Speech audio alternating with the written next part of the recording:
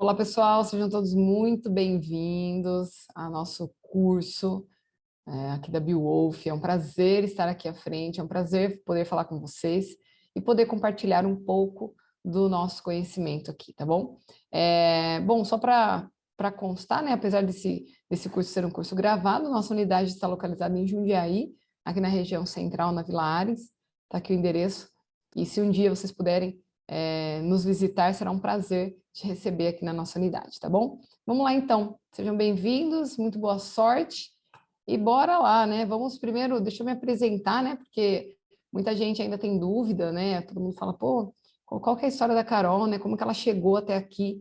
Então eu vou contar um pouquinho aí de como eu cheguei a estar à frente da Beowulf e a minha história como trader se funde totalmente com a fundação e com o desenvolvimento, o crescimento também da escola da Beowulf, tá bom? Vamos lá, eu sou formada em ciência da computação, me formei em 2003, sempre gostei dessa parte de tecnologia. Na época que eu comecei a faculdade, a informática, né, a informatização estava começando no Brasil, estávamos em pleno desenvolvimento e eu vi um nicho aí muito legal de se explorar, uma vez que eu gostava. Eu acabei fazendo ciência da computação. Nunca exerci nenhuma, né, nunca pratiquei nada do que eu aprendi em sala de aula, como tenho amigos que viraram programadores, tenho amigos que trabalham com suporte de cliente, enfim, né, tem várias vertentes aí que podemos explorar na parte da parte de informática, né, que na época a gente falava que era na área da informática, hoje é tecnologia, né?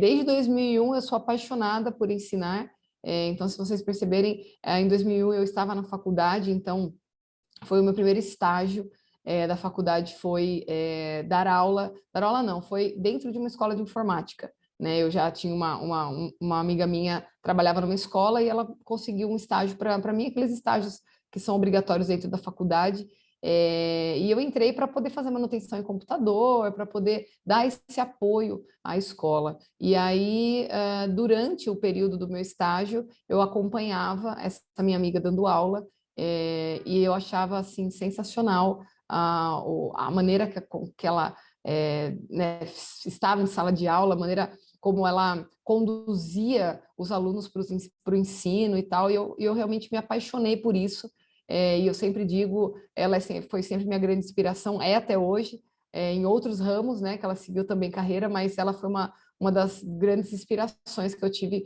para ensinar. E aí eu comecei a substituir alguns professores, eu comecei a pegar algumas aulas, e aí eu vi realmente o benefício, né, e a satisfação de você transmitir algo que você sabe.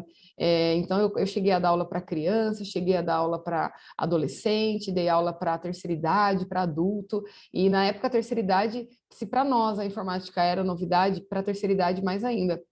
Então era muito bonito ver o pessoal acessando a internet, né, sabendo conectar, discar a internet, né, quem é mais novo não tem ideia do que eu estou falando, e aí né, descarregar foto da máquina para o computador, entrar no Orkut, então isso era combustível para mim diariamente, então não era somente um trabalho, não era somente um estágio, realmente eu achei um estilo de vida dentro da sala de aula. E desde então eu me desenvolvo como professora, né? Independente aí do que eu acabei me desenvolvendo. Também sou empreendedora desde 2007, então logo depois que eu terminei a faculdade, eu tive a oportunidade de abrir uma empresa e não era no ramo da tecnologia e nem escola. Eu abri uma agência de intercâmbio, tinha uma sociedade, e logo essa agência de intercâmbio acabou adquirindo também uma escola de inglês, porque como eu já era do ramo do ensino, eu achei necessário também agregar esse empreendimento aos meus, né, às minhas atividades.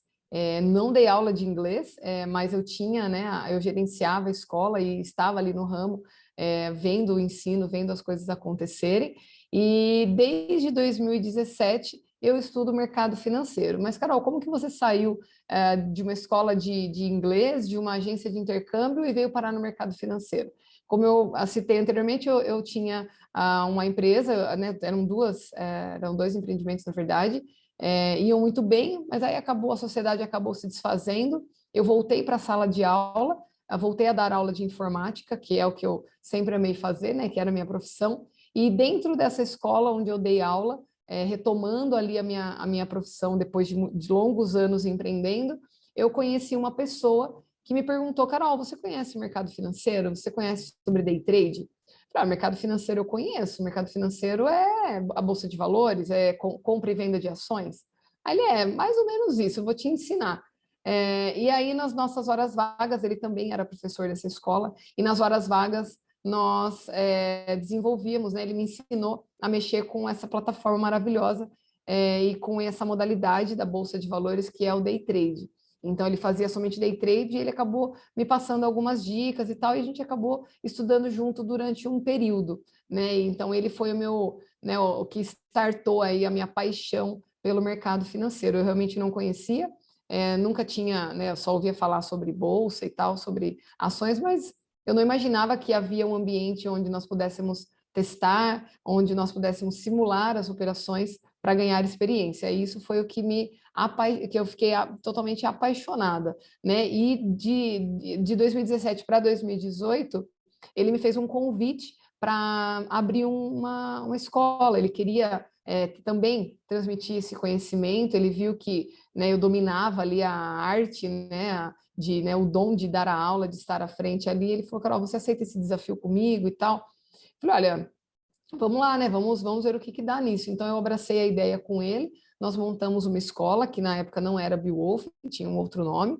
carregava um outro nome, e aí nós montamos uma equipe. Como eu já tinha experiência por já ter tido escola também, então a parte gerencial, a parte de gestão, eu acabei desenvolvendo totalmente. Nós acabamos achando alguns professores para dar aula e eu acabei ficando no background ali durante um tempo. E ao longo do tempo, essa pessoa que me ensinou, que me mostrou o caminho do que eu poderia seguir fora o ramo do ensino de informática, ele simplesmente saiu da escola, ele acabou deixando, na época eu e mais duas pessoas assumimos a escola, então era eu que cuidava da gestão da escola, o professor e o cara do marketing, nós acabamos assumindo a escola. Eu sempre brinco que pode ser que agora ele esteja aí operando nas Ilhas Maldivas e quem sabe em qualquer outro lugar do mundo. E ele deixou esse grande legado que foi a escola e foi um grande presente para mim, né? Um grande presente do universo, na verdade. Então eu me orgulho muito da minha história, me orgulho muito de ter de ter tido esse caminho até aqui, por isso que eu conto em detalhes realmente. E aí, desde então, a Beowulf surgiu, e aí eu realmente comecei a colocar um pouquinho mais da minha metodologia, do que eu havia estudado durante todo esse período. Obviamente que no início eu acabei perdendo muito dinheiro, assim como todo mundo começa, né? Então não estarei aqui para falar para vocês que isso é fácil, mas eu estou aqui para falar que isso é possível, que desde 2017, quando eu aprendi sobre o mercado financeiro, eu sou extremamente apaixonada pelo que eu faço, me dediquei muito para estar aqui onde eu estou. Então, a dica é, não pare, tá? Porque se eu cheguei, vocês também chegam. E foi sempre o meu lema. Toda vez que tinha uma dificuldade, eu simplesmente falava, bom, se alguém está lá, é porque é possível, tá? E aí, desde então, né, hoje esse curso está sendo gravado agora em 2023, então eu tenho aí mais de 5 anos de contato com o mercado. Então, nesse período todo, ao longo da minha carreira, eu fui me especializando em análise técnica. Eu amo análise técnica, nós vamos ver isso um pouco mais à frente, e a análise técnica purista. Eu gosto dos conceitos, dos principais conceitos. Eu gosto de falar sobre suporte e resistência, eu gosto de falar sobre tendência, sobre topos e fundos, porque eu acho que o comportamento do mercado, ele vem do price action, ele vem da ação do preço. Então, as melhores oportunidades estão na ação do preço, não é dependendo de algum indicador e nada. É claro que aqui no curso nós vamos ver alguns indicadores que são necessários para validações, mas o que eu gosto mesmo é de pegar o gráfico limpo e olhar todo ele. Então, quem me acompanha desde quando eu estudo, né, desde quando eu comecei, e eu tenho pessoas que me acompanham desde então, sabe como eu sou apaixonada realmente pela análise purista, tá? Sou especialista em mini contratos da B3. B3, para quem não sabe, é a Bolsa Brasileira, a antiga Bovespa, né, que agora é o nome de B3, Brasil Bolsa Balcão. Eu sou especialista nos mini contratos, então mini índice, mini dólar. Comecei pelo mini índice, me especializei bem, desenvolvi algumas técnicas, parti para o mini dólar. Hoje eu opero os dois simultaneamente. E é muito interessante, muito legal, porque os dois são praticamente a mesma categoria. Tem muita gente que tem medo de um ou medo de outro. Eu vou mostrar aqui para vocês no curso que é praticamente a mesma coisa. Nós vamos fazer replay de mercado, nós vamos desenvolver muitas coisas juntos, e vocês vão ver que vocês podem se identificar com um, com o outro ou com os dois. Então, por isso que eu vou passar todo o meu conhecimento, todo o meu know-how, ok? E também, ao longo aí do tempo, eu desenvolvi um método que é um ponto de entrada específico, um gatilho de entrada, que é o método 4Ps, que é baseada em operações de pullback, tá? Então, ao estudar a análise técnica, ao estudar as movimentações de preço, eu achei alguns pontos importantes dentro do gráfico e criei alguns filtros para poder melhor aproveitar a parte de pullback necessariamente. Então, foi muito incrível. Esse método já vem funcionando há um bom tempo e nós também vamos falar um pouco dele no curso, mas eu tenho um módulo específico para falar dele porque ele é bem extenso, tem várias regrinhas, mas ao longo das aulas aí eu também vou citar em alguns momentos, tá? Eu desenvolvi também uma estratégia chamada Scalping Lines, que são estratégias de scalping, que são estratégias rápidas, com várias entradas durante o dia, com gains curtos. É um pouco diferente do 4Ps, que é a entrada um pouco mais longa. Então, eu vi essa necessidade de navegar entre os tipos de operações. Nós vamos falar das operações um pouco mais à frente. Então, eu tenho o método 4Ps, que são operações que demoram um pouco mais para acontecer, mas ela se desenvolve e paga um pouco mais de ponto. E também agora temos o Scalping Lines, que são as entradas mais curtas, mas com uma taxa de acerto maravilhosa, tá? Que também nós temos um módulo específico para falar do Scalping Lines, que ele também é um pouco extenso, ele também tem regrinhas, não daria para eu explicar aqui em meia horinha, tá bom? Então, vamos lá, antes de falar sobre o curso, então essa sou eu, né? Então, muito prazer. Espero realmente poder contribuir aí com o crescimento e com o desenvolvimento de vocês. E assim como eu cheguei, todo mundo chega, tá? Então, enquanto eu estava ali entre 2017 e 2018, nós tínhamos poucas pessoas ensinando sobre trade, falando sobre trade, principalmente sobre day trade. Então, eu tinha poucas referências e essas poucas referências me trouxeram até aqui. Então, cuidado ao ver aí o vasto campo de day trade que tem aí na internet, que tem no YouTube.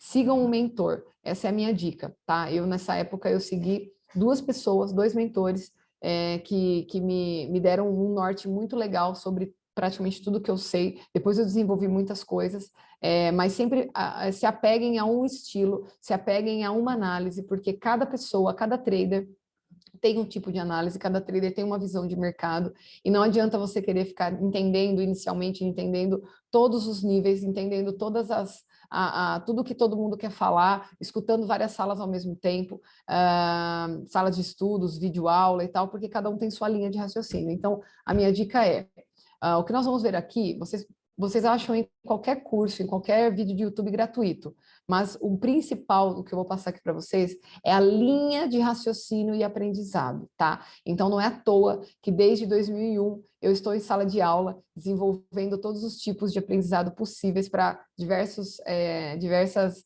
faixas etárias. Então, eu desenvolvi um método aqui na escola de ensino, de transmitir o que eu sei, de transmitir o meu olhar, a minha ótica do mercado, de uma forma linear e contínua, e um conteúdo agrega o outro, tá? Então, é sempre muito importante. Se vocês começaram o curso, vá com ele até o final, tá? Não desistam no meio do caminho, tá? Sigam essa linha de raciocínio e eu espero que vocês captem e vocês peguem o fio da meada, que assim como comigo deu certo, né? Comigo aconteceu, a chave virou, eu tenho certeza que com vocês também vai virar, tá bom? O que é a Bolsa de Valores? Então, agora a gente já entra agora na parte de introdução mesmo, vamos explicar um pouquinho o que é a Bolsa, né, para qual que é o papel dela e como que nós vamos nos beneficiar e como que nós vamos utilizar aí a Bolsa de Valores para as operações, tá?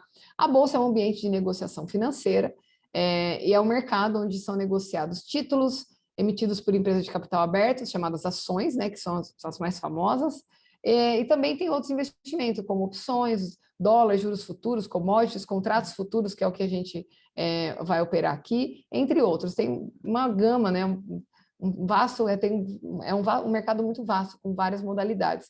Tá? Tem fundos imobiliários, tem muitas coisas que dá para ser desenvolvido dentro da Bolsa. Uma vez que você faz o cadastro na corretora de valores, você tem acesso a todos os produtos que compõem a Bolsa, né? Então, umas precisa de plataforma de operação, outras pelo próprio home broker no seu login da corretora você também já consegue. A gente vai falar sobre isso um pouco mais à frente, tá? Então, o ideal é, se você procura sobre investimento, sobre operações e tal, procure a Bolsa de Valores, tá? Cuidado com plataformas externas, com joguinhos, com roletinhas, com coisas binárias por aí, que isso não é a Bolsa oficial, tá? Nós vamos também falar um pouquinho sobre isso mais à frente, tá?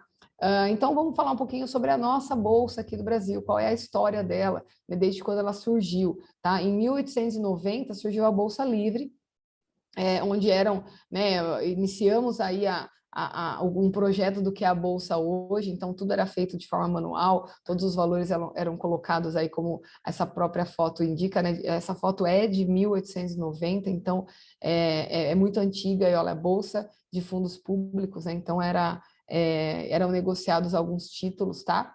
E em 1935 foi fundada a Bolsa Oficial de Valores de São Paulo, tá? Que também já estava um pouco mais modernizada, por assim dizer, tá? Depois disso, nós tivemos, lá em 1950, uma foto, eu fui pegando nessas fotos lá do Wikipédia, tem muita coisa legal que vocês podem pesquisar, então eu só trago aqui resumidamente, para depois vocês darem uma pesquisada.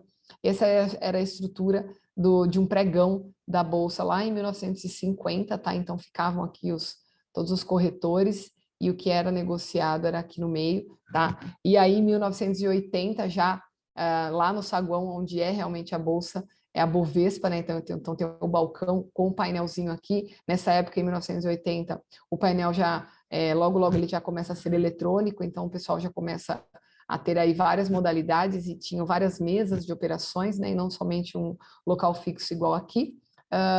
Em 2000, já com um painel eletrônico, uma foto colorida, ufa, nós tínhamos também, olha, sempre olha só que interessante, essa foto aqui, ela é exatamente essa foto, só que de antigamente, né? Olha a quantidade de pessoas, como aumentou, como teve muito mais pessoas, local maior, né? Tudo foi melhorando conforme foi passando os anos, tá? E em 2005, essa é a foto do último pregão Viva Voz, porque da história da Bolsa, né, dos pregões, esse pregão a gente chamava de pregão Viva Voz, que era o pregão onde negociavam, tudo era ao vivo, né? Era presencial as negociações, os caras ficavam no telefone, nós temos um vídeo, depois eu vou mostrar para vocês, os caras ficavam no telefone, onde tinha um investidor do outro lado falando, olha, eu quero comprar por tanto, eu vendo por tanto, e aí o corretor, ele fazia essa intermediação com a contraparte, que também queria comprar ou queria vender, então eles faziam essa negociação. Então era um leilão, onde uma pessoa anunciava o que ela queria comprar ou ela queria vender, e ela esperava ali as ofertas, né, as contrapropostas, e aí sim saía a negociação, tá? Depois da negociação feita aqui, eles tinham que ir para uma mesa de operação para poder registrar aquela operação, tá? Antigamente era feito tudo manualmente, então nessa época que era tudo no papel, então essas pessoas aqui, elas eles eram os operadores da emissão do que estava sendo negociado, e posteriormente tudo ficou informatizado, já vimos aqui, nessa época já tinha computador, tudo já registrado no computador, mas aí ainda assim havia necessidade de ir até o local para registrar a operação, tá? E aqui, olha só, né, o último pregão, então, já com uma quantidade de pessoas bem menor do que em 2000, onde a Bovespa borbulhava, né, de negociação e de pessoas, tá? E aí, em 2007, o nosso novo painel de cotações, com pessoas acompanhando o pregão, não mais viva voz igual aqui nessa outra foto, mas sendo agora controlado tudo via eletrônico, via computador, né? Então, Foi nessa época também que eu comecei a entender que a informática tomaria conta do Brasil, por isso que eu fui fazer ciência da computação lá atrás.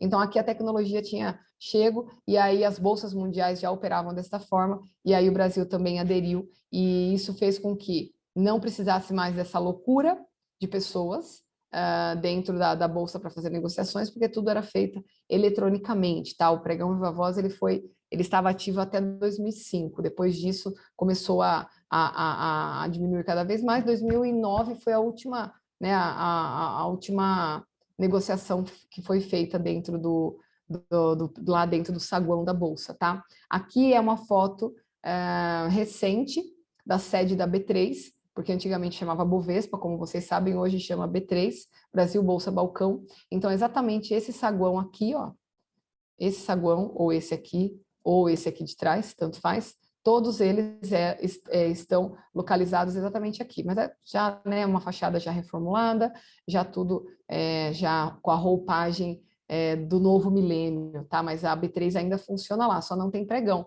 Agora o pessoal cuida de toda a parte de tecnologia e informatização das operações, tá? Como eu disse, toda a fonte, tudo isso está no Wikipédia. Eu estou aqui demonstrando em imagens, mas tem toda a história escrita da Bolsa e vale a pena vocês conferirem, depois vocês acessem o link que eu vou deixar tudo para vocês aqui, como acessar todos esses materiais aqui que eu estou passando para vocês, tá? Então, ó, só para deixar numa linha do tempo, em 1817, a primeira bolsa brasileira se chamava Bovespa, porque era lá da Bahia, tá? Então foi por onde, né, o Brasil foi descoberto, né, onde a gente começou a ser colonizado. Então a primeira bolsa mesmo não era bolsa como era hoje, mas era a troca de mercadorias, a compra e venda de mercadorias vindo da Europa. Então era a bolsa chamada de Bovespa, né? Quando começou aí também as produções aqui do Brasil, então gado, produção de milho, café, né, soja, então tudo era negociado através dessa bolsa, tá? Em 1890, depois de praticamente aí 80 anos, o Emílio Rangel Pestana desenvolveu a Bolsa Livre, que foi aquela foto que a gente já havia visto, e em 1935, a Bolsa Oficial de Valores de São Paulo foi aberta, que é a famosa Bovespa, que até hoje todo mundo chama carinhosamente a B3 de Bovespa, tá? E em 2000 nós tivemos um acordo de integração, então a Bahia começou com uma bolsa, ela negociava ali as coisas dela, então conforme o Brasil foi sendo explorado, várias regiões foi tendo plantações, tendo gado e tal, e cada estado tinha uma bolsa, né? O Brasil chegou a ter até 27 bolsas no Brasil, tá?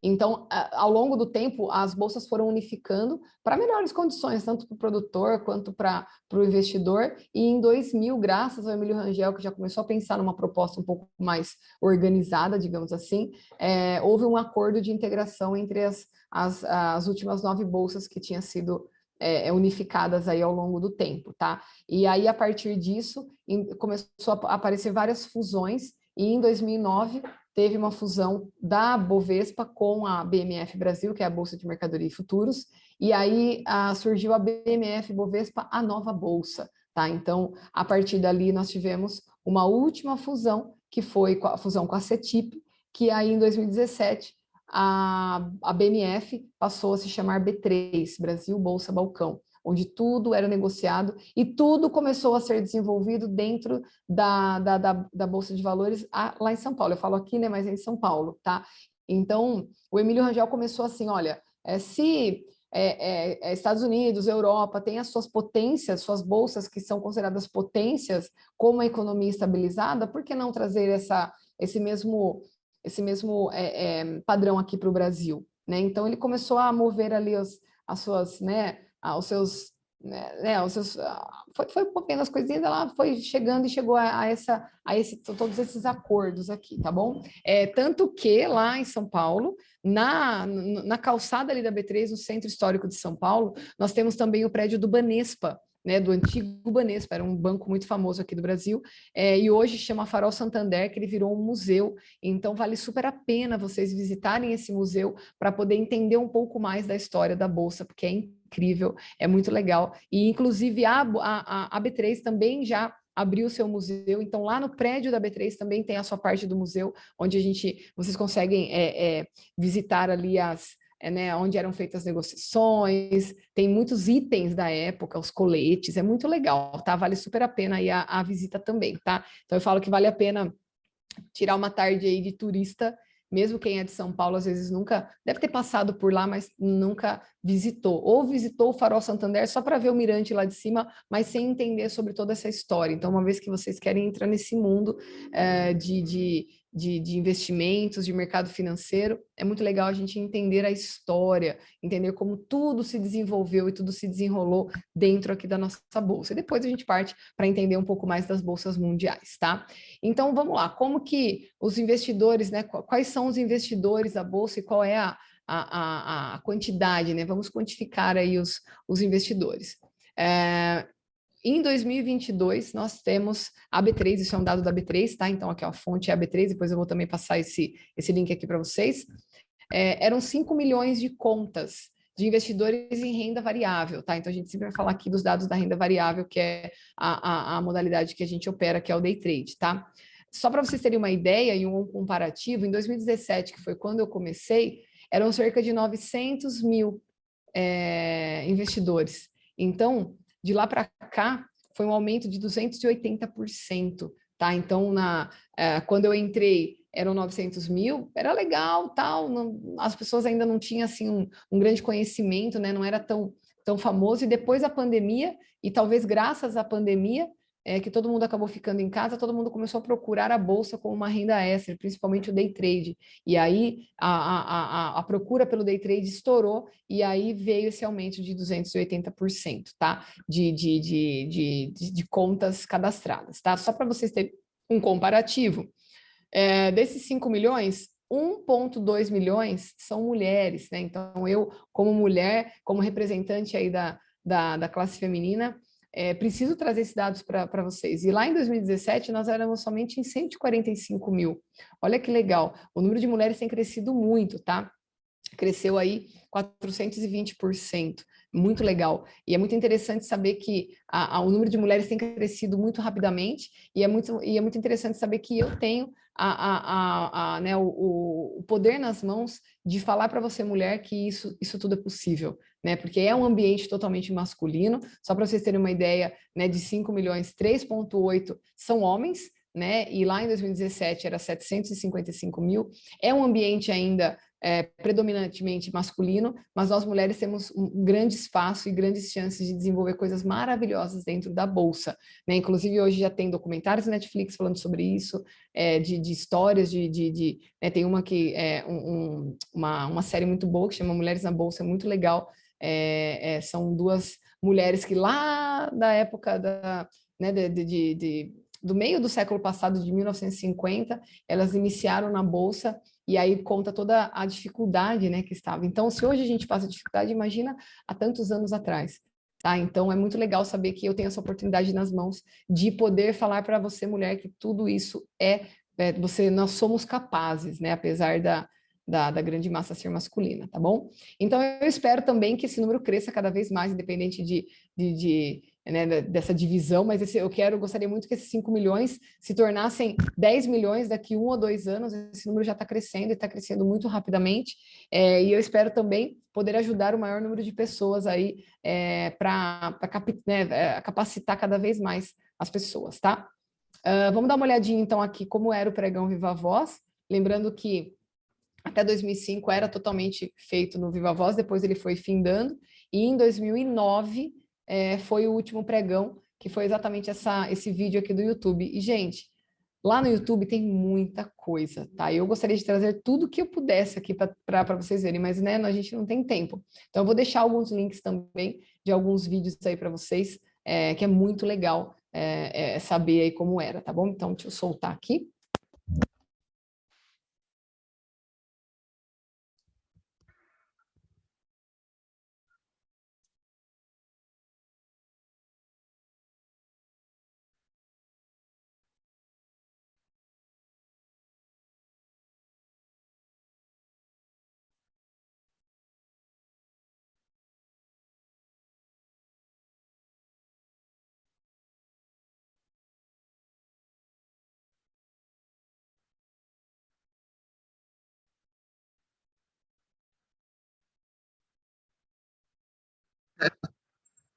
Bom, aí depois vira uma Tá, deixa eu colocar meu microfone. Prontinho. Aí depois vira uma zoeira e tal, depois eu vou deixar o link desse vídeo para vocês assistirem ele todo, tá? Então é só para ter uma ideia. Você imagina isso borbulhando de gente, uma gritaria só, né? Então só para vocês entenderem como é que funcionava, quando eles faziam essa negociação, eles iam para a mesa de operações para registrar. Hoje, com toda essa era informatizada, todo esse processo é questão de segundos. Então, o tempo médio de operação naquela época era de 2 minutos. Então, por exemplo, até o cara anunciar, até alguém fechar, até alguém querer fazer uma contraproposta, e eles irem até a mesa de operações e assinar os papéis que precisavam, isso demorava em média de 2 minutos, tá? Cada operação. Hoje, na nossa plataforma, você clica, compra, clica, vende, você já ganhou, perdeu. Então, o pregão Viva Voz, ele não só terminou porque a informática chegou, a era da informatização chegou, a era da tecnologia chegou. É porque com uma plataforma de operações, uma plataforma eletrônica de operação, nós podemos fazer muito mais operações. Então, o número de negociação aumentou demais. É claro que o capitalismo aí falou mais alto, né? Porque aí aumenta o número de operações, aumenta lucro para todo mundo, enfim. Então, o pregão Viva Voz ele acabou também por isso, tá? Para aumentar aí o número, e vocês vão ver que são coisas de segundos, né? A gente acaba tendo aí operações muito rápidas, né? Coisa que não acontecia nessa época aqui do pregão Viva Voz, tá? Vamos lá, vamos passar aqui de vídeo. Aí, beleza. E aí, uma pergunta que as pessoas fazem: a Bolsa de Valores, ela é confiável, tá? Quando vocês se perguntarem, se alguém chegar para vocês, olha, eu estou aqui com uma plataforma, olha aqui que legal e tal, me mostrando, falar, tá, esse ativo aí, ele faz parte da Bolsa de Valores? Ah, faz. Ele tá sendo fiscalizado pela CVM, pela Comissão de Valores Mobiliários, porque a B3, a Bolsa de Valores, ela está dentro, ela está sendo fiscalizada e regida por essa empresa, né, por esse órgão que chama Comissão de Valores Mobiliários. Então, somente operações feitas dentro da Bolsa de Valores, ela é fiscalizada e ela é confiável, tá? Porque esse órgão que chama CVM, ele é um órgão regulador, que ele fiscaliza, disciplina, normatiza e desenvolve o mercado de valores imobiliários no Brasil, tá? Por quê? Por ser bolsa, né, isso aí é mundialmente, né, isso aí é uma estrutura de qualquer bolsa mundial, nós precisamos de um órgão para regulamentar, um órgão para fiscalizar, porque senão vira tudo uma bagunça, digamos assim, vira uma manipulação, vira né, aquele oba-oba, né, que infelizmente o nosso Brasil passa por isso na nossa parte política, nosso governo. Então, apesar de a gente também ter órgãos que regulamenta, fiscaliza e normatiza, ainda temos muita corrupção e muita coisa, mas eu não estou aqui para falar de política, só estou dizendo que toda estrutura, toda instituição exige um órgão para regulamentar. Por exemplo, os advogados têm a OAB, os médicos têm o CRM, né? Então, cada profissão, né? Cada segmento tem o seu órgão que fiscaliza. Então, aqui dentro da Bolsa não é diferente. Então, todo o mercado financeiro ele é fiscalizado pela CVM. Inclusive, até as escolas elas são fiscalizadas também em alguns pontos aí de passar algumas informações, né? De transferir aí algumas calls, né? Que a gente chama aqui, que é você dar algumas dicas aí de operação. Então, tudo isso é passado pela CVM, tá? E a CVM fica em cima. Então, se vocês perguntarem, mas é confiável operar numa plataforma digital? Como é que eu sei que isso não está sendo manipulado? Se eu vou clicar, alguém vai me derrubar e tal? Não, porque a CVM ela fiscaliza até as plataformas, né? Então, as plataformas elas têm uma tecnologia, a Profit Pro, que é a da Nelogica, ela tem uma tecnologia muito avançada, uma tecnologia muito legal, que realmente é uma tecnologia muito de ponta, é a melhor plataforma que a gente tem, então não tem esse risco de manipulação, tá? É tudo muito redondinho, tá? Existem outras plataformas, além da Profit, além da Preço da Nelogica, existem outras, como o Tride, como o MetaTrader, mas para o mercado brasileiro, o Profit, que principalmente Profit Pro, ela é a melhor plataforma que existe, tá bom? Depois vocês dão uma pesquisadinha também sobre a CVM, que eu vou passar o link para vocês, que tem um link ali do Gov, que fala sobre a CVM, tá? Então, vamos lá.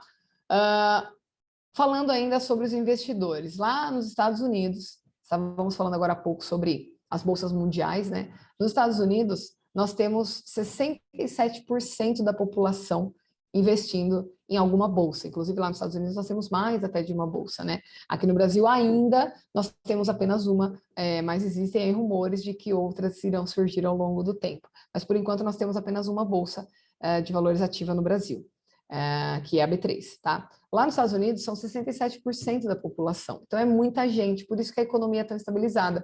Porque fala assim, mas será que é só por causa da corrupção brasileira que o nosso mercado não vai para frente, que a nossa economia é ruim, que a nossa moeda é desvalorizada? Não. É porque ainda falta informação, existem poucas pessoas investindo. Então, quanto maior o número de investidores, mais consolidada e mais consistente é a economia do país, tá? Então, só para vocês terem uma ideia, né, eu não sei se vocês vão saber em qual patamar o Brasil está, se está nesse do meio azulzinho ou se está lá em cima, tá?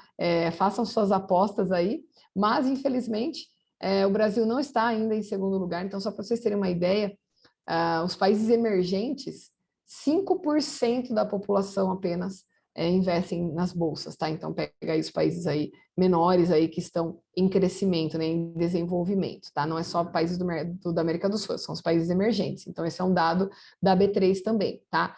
E aí, surpreendentemente, o Brasil, pelo tamanho que ele é, por tantos recursos naturais que ele tem, apenas 2,5% da população investe na bolsa. Então é um número muito pequeno. Tá? Então, tem crescido o número, como a gente já viu nos slides anteriores, mas infelizmente ainda há muito que crescer. Então, eu acredito que daqui a alguns anos, quando esse número passar de 10%, 15%, a nossa economia estará, acredito eu, um pouco mais estabilizada, tá bom? Então, olha que diferença, né? Imagina quando a gente chegar a 60%, 50% da população, né? Então, o papel nosso aqui, o papel da BioWolf, dos educadores, é estar à frente e transmitir conhecimento para isso chegar para o maior número de pessoas de forma correta, né? Porque tem isso também, né? Existe um percentual que é muito falado por aí, que é 95% dos traders dá errado, né? Somente 5% tem lucro. E todo mundo coloca a culpa na operação, coloca a culpa no mercado, que o mercado não é bom e tal, mas é porque nós não temos ainda uma boa liquidez para ter isso estabilizado, e nem é tanto por isso. Na minha opinião, o que mais tem essa defasagem aí nesse percentual é porque os educadores, as pessoas que estão à frente de escolas, que estão lá na frente do YouTube, elas não estão ensinando de forma correta, porque falta informação. Como eu falei para vocês, lá em 2017, quando eu comecei, eram eram poucas pessoas, muito pouco eu ia falar, né? Eram poucas pessoas que estavam falando sobre trade. Então, as poucas pessoas que estavam falando tinham um bom conhecimento, mas cada um entendia de um jeito. Então, dali surgiram vários professores, vários educadores, vários mentores, mas que não tinha a informação correta. Então, eu acredito que ao longo do tempo isso vai mudar, porque nós estamos formando, pelo menos é o meu papel aqui, formar traders de qualidade, formar traders consistentes, e a partir dali surgir novos professores, surgir novos mentores, e eu terei maior orgulho de ver por aí, e eu já tenho alguns alunos que já se aventuraram aí, formando curso, armando algumas mentorias, e isso me traz muito orgulho, porque eu sei que se a pessoa passou por mim, ela vai ter uma boa experiência, ela pode não... eu ainda não tenho sucesso, eu ainda não ganho dinheiro, mas o que eu sei é que o meu conhecimento, a forma com que eu transmito, é uma forma consistente e é uma forma de analisar o mercado de uma forma muito legal que vai funcionar para o resto da vida. Esse é o meu papel, tá? Então, vamos lá. E aí a gente fala também sobre 90% psicológico, né? Quando a gente fala sobre operações day trade, a gente fala que tudo é psicológico, né? E aí a gente bota tudo a culpa na psicologia, tudo a culpa da nossa mente, que a nossa mente a gente sabota, e a gente acaba esquecendo que grande parte disso é porque nós não temos o que eu vou mostrar aqui para vocês, que é o quê?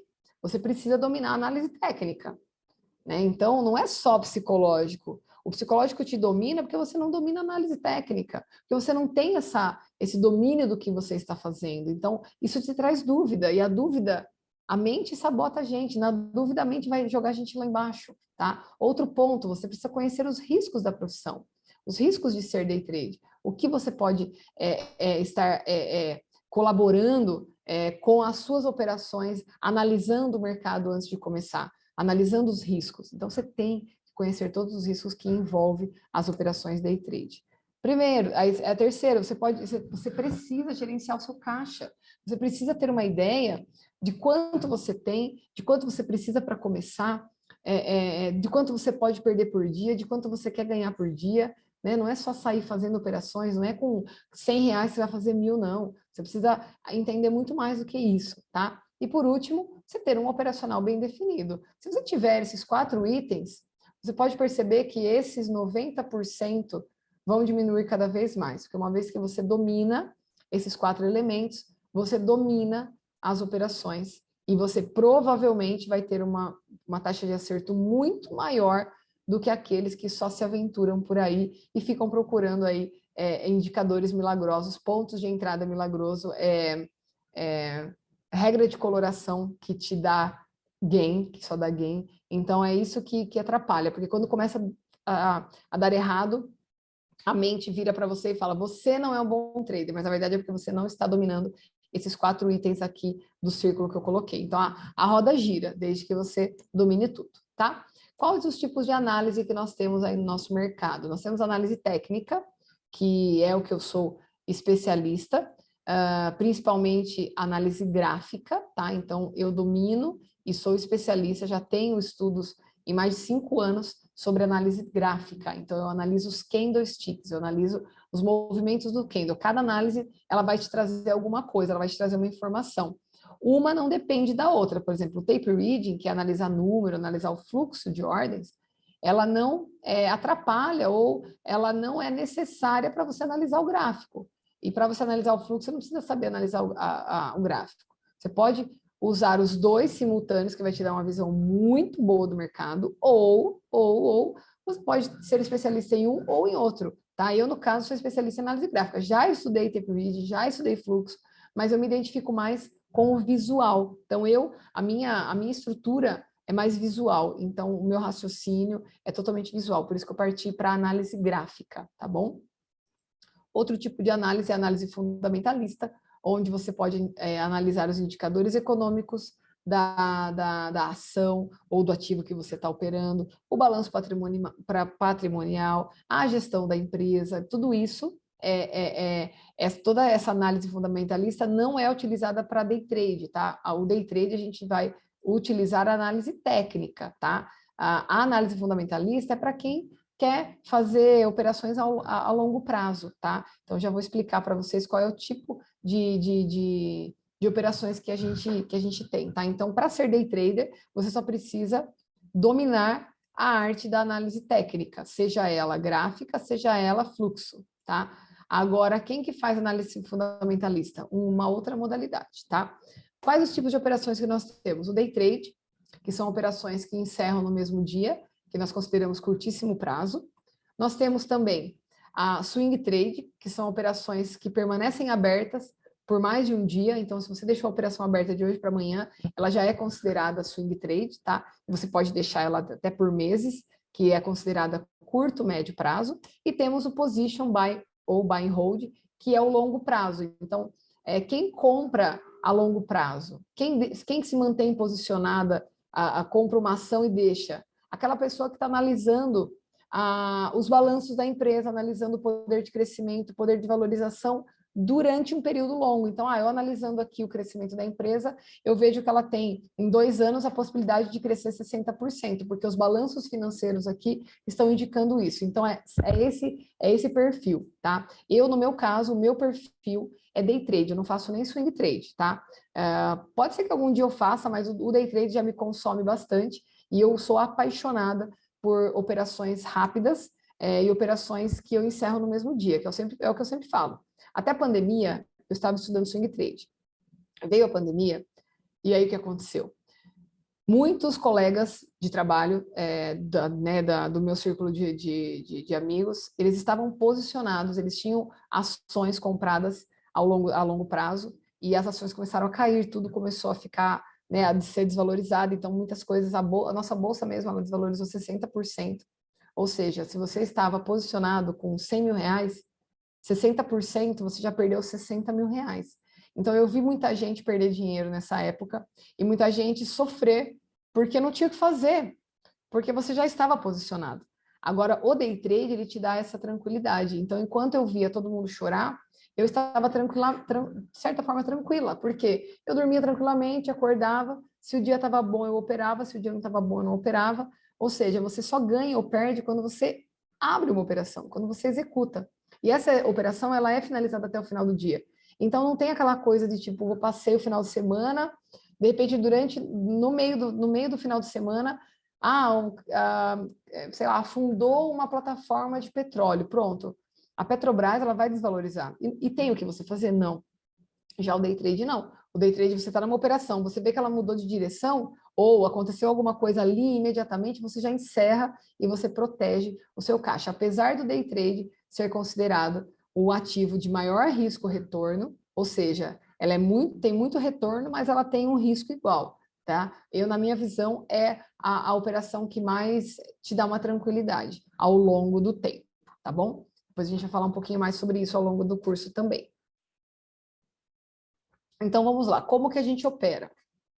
Tá? Então, quem são os operadores? Nós temos os investidores, que são aqueles que fazem análise da empresa, investem dinheiro para ter lucro ao longo do tempo. Então, o investidor ele precisa que a ação ela dê lucro, ela precisa que a ação valorize para ela ganhar. Tá? Nós temos os acionistas, que analisam também o poder de lucro de cada empresa, mas ela não necessariamente, o acionista não necessariamente vai depender do lucro, do investimento, do crescimento da empresa. O acionista é aquele que ele compra uma ação, ele vai viver da divisão de lucros da empresa, tá? Então, isso também é uma outra modalidade, que seria aí a compra e venda de ações, tá?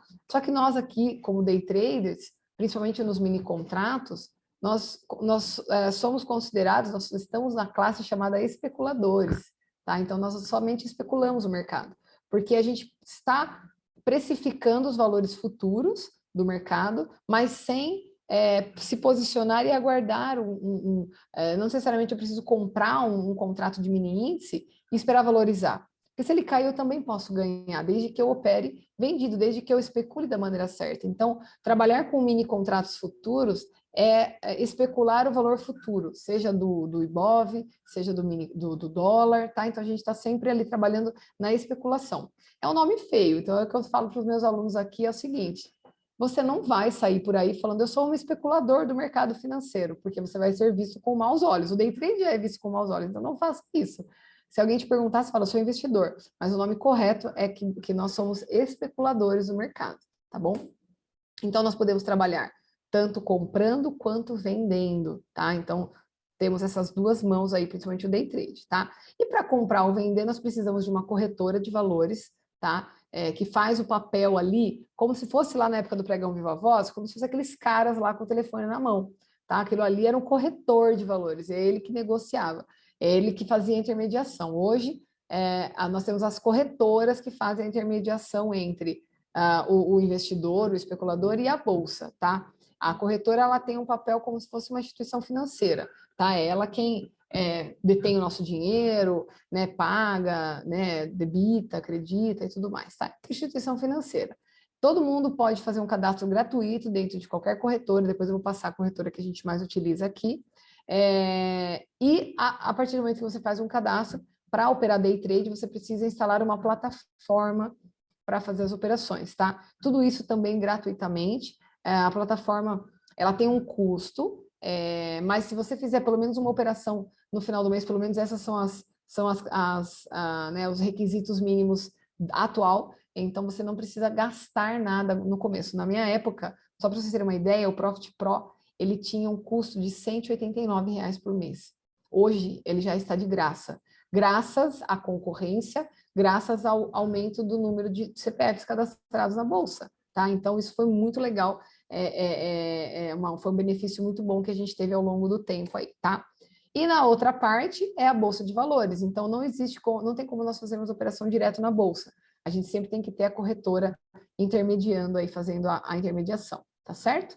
Tá? Então, esse é o nosso mapinha, tá? É assim que a gente vai fazer. Aí, ao longo das aulas, eu vou ensinar como comprar, como vender, como fazer o cadastro, como instalar a plataforma, tudo isso vai ser transferido e transmitido para vocês, tá certo?